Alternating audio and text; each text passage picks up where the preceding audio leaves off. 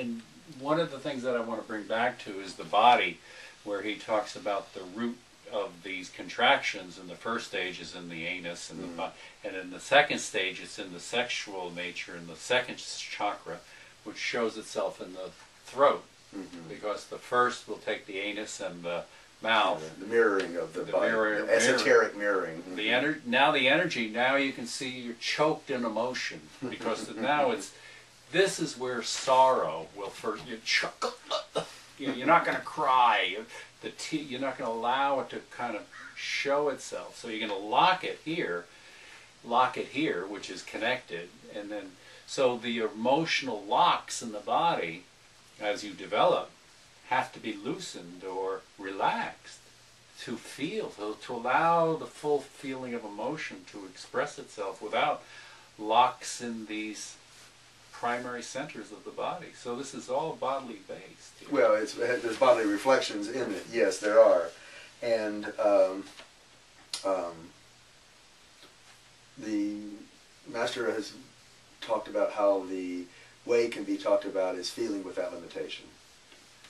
And so that would really, while the body is certainly included in that, you don't want to have the knots in the body. Right. The second stage is more focused in the feeling itself. But the fulfillment of the second stage is not the fulfillment of the way. While the fulfillment of the second stage is a strong self-sense who can let their feeling go. But that feeling then develops. It develops from romance to true love. It develops from I'm going to be fulfilled to how can I serve? How can I give? Right. In the Vedas, remember we talked about how it said the first stage of life, you treat children as gods. In other words, you're nurturing them, you're helping them. In the second stage of life, they say, you treat them as servants. The second stagers and we, and our second stage adaptation, must learn to adapt to the turning out, the letting feeling go. So this is and that is the good-heartedness of a second stager is different than the surrender of a saint. Right. And so you have to see that difference. Right. And it is a developmental feeling without limitation.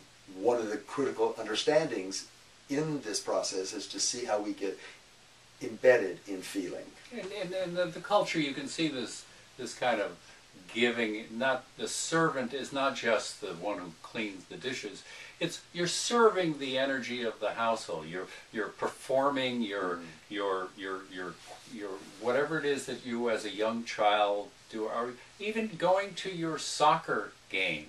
Your mother going is a way of you performing, you giving energy, of you giving life back to the community, back to family. And to friends that you might not really want to go to their birthday party, but you do anyway. Yeah. You realize that you're in a process of culture that requires you to give. Move beyond any limitation in feeling that you may be having to work. Hold on to. You're doing this. Yes, exactly. You can do this in the second stage. And so with that, you learn to work with breath, which is the primary connection to feeling, which is the primary connection to emotion. And motion and breath, as he says, they're exactly the same thing. In the second stage of life, the connection to being able to express your feeling or being able to express another person's feeling would be kind of an emotional fluency with language. Right? That's right.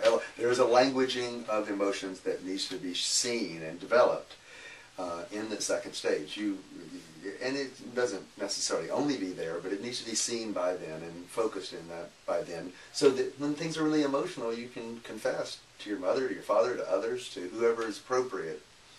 I feel sad for no reason at all, or I'm mad at so-and-so, or I just feel great when I see something like this. Mm-hmm. You need to be able to be unguarded in talking about emotions. Emotional fluency is one of those signs of the maturation.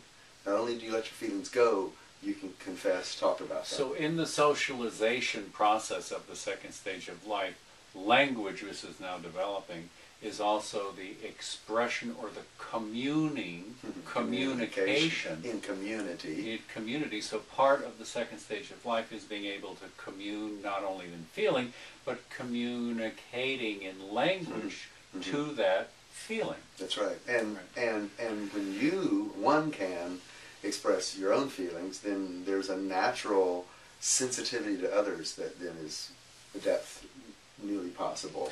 So in that, once that connection is feeling, because now the connection is not limited to just me, I can feel you or nature or the happiness of a happy puppy dog. Yeah. Now I can communicate that, and now in that connection to others, I can have the compassion, not only in feeling, but in communication. Oh, you don't, I'm sorry. You don't right. feel well? You're right. Is there anything I can do? Yeah. You know, should I just help you take a breath, or should I leave you alone? So it's really the true Mahayana stage of development, where you're now not so self-involved. You are now fully out of the Hinayana, out of the in the Mahayana phase of compassion in life, with connection to others. Right. So there's no separation as you fully get connected to the second. There never is any separation, but you can feel it. Right. And because you exercise your feelings, because you exercise your emotions, then you can feel the emotions and the energy of others. And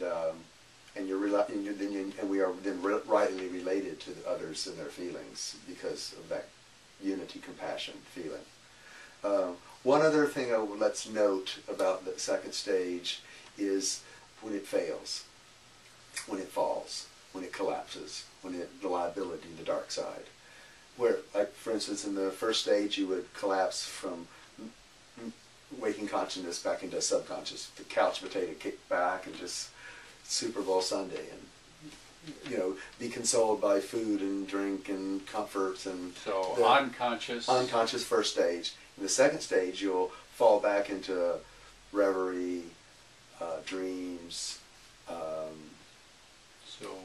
imagination even that's false. They probably don't like me. You fall into subconsciousness. So you get into more of the subconscious. Well, you make a whole false world that has 3 pins of truth. So that is a liability, subconsciousness, that kind of falling back from letting your feeling flow. When you fall back into subconsciousness. And subconsciousness is not just yours, we inherit a world of it. Right. And history of it. So all those, on the positive side, you can feel all kinds of things that had happened before you and inside you, and there's a vast world of archetypes, mythological archetypes inside you. All that stuff becomes visible, as it were, to you.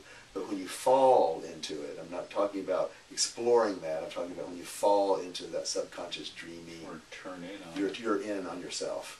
And sometimes you do that in healthy ways, like contemplating myths or images. There's a healthy way to do that. There's an unhealthy way to do it, falling, collapsing back into subconsciousness, dreaminess, when someone who's loving you is in the room. Well said. So let's review quickly, because we're almost out of time here. The second stage of life, which is really the connection to the feeling dimension of life. Beyond the physical, you are physical, but you're now in a feeling dimension. Energetic dimension. You're on a moral development here, where you're really getting a strong sense of what is right and good as opposed to wrong. You feel it, not just although there's ideals in that. Right. So you're not really in the full intelligence of it. Ideals are more your mind. Ideals and myths, the way ideals have a mythic kind of feeling to them. And a primary full development of a second stage life is you can work out agreements. You can work. You're not standing in your own provincial kind of world where you're.